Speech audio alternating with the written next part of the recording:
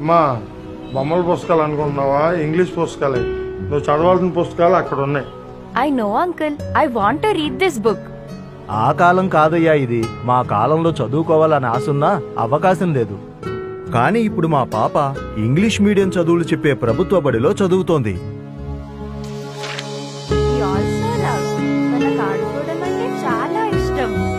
Jagananna English medium పాఠశాలలు విద్యార్థులను మార్చేశాయి.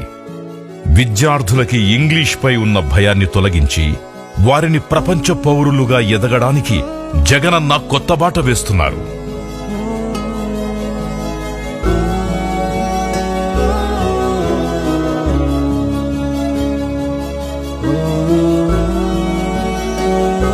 మా నమ్మకం నువ్వే జగన్.